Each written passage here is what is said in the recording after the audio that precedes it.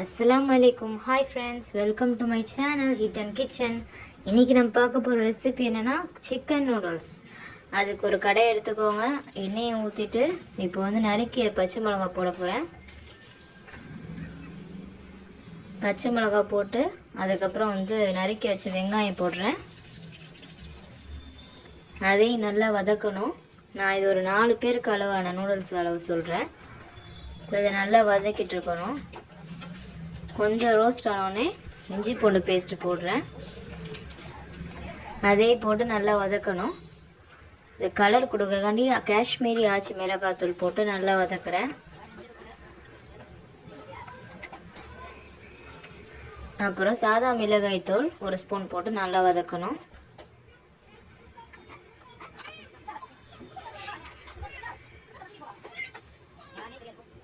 அதுக்கப்புறம் நறுக்கிய கோஸு அதையும் சேர்த்து நல்லா வதக்கணும்.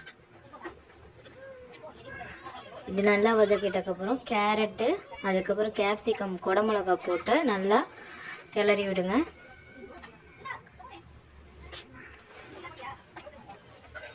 இது கொஞ்சம் ரோஸ்ட் ஆனோடனே 1 ஸ்பூன் சோயா சாஸ், உப்பு, அப்புறம் டொமேட்டோ சாஸ் சேர்த்து நல்லா கிளறணும்.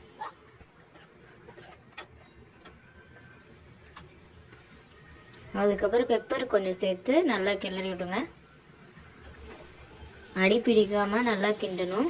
அதுக்கப்புறம் தனியாக நூடுல்ஸு 4 பேக்கெட் வடித்து வச்சுருக்கேன். இப்போ அதை சேர்த்து நல்லா கிண்ட போகிறேன்.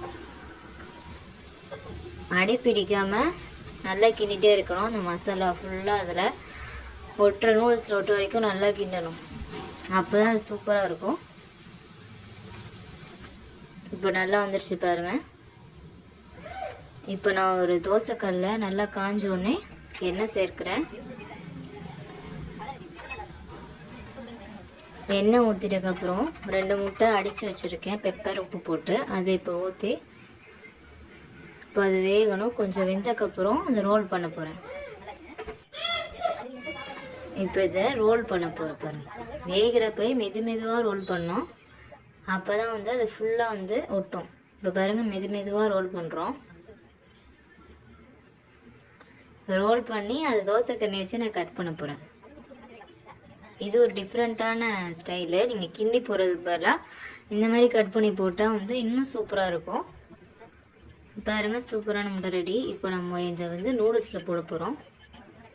இப்போ இந்த தோசை கல்லில் இறக்கிட்டு இப்போ நான் நூடுல்ஸில் போட்டு கிண்ட போகிறேன். இப்போ அடுத்து நான் பொரிச்சு வச்சுருக்கேன் ஆல்ரெடி. அந்த சிக்கனை போட்டு நல்லா கிண்ட, அப்புறம் முட்டையும் சேர்த்து நல்லா கிண்டுறேன்.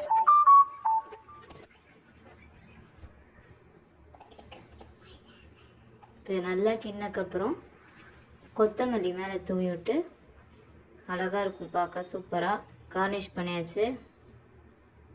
சூப்பரான சிக்கன் நூடுல்ஸ் ரெடி. மறக்காமல் சப்ஸ்கிரைப் பண்ணுங்கள்.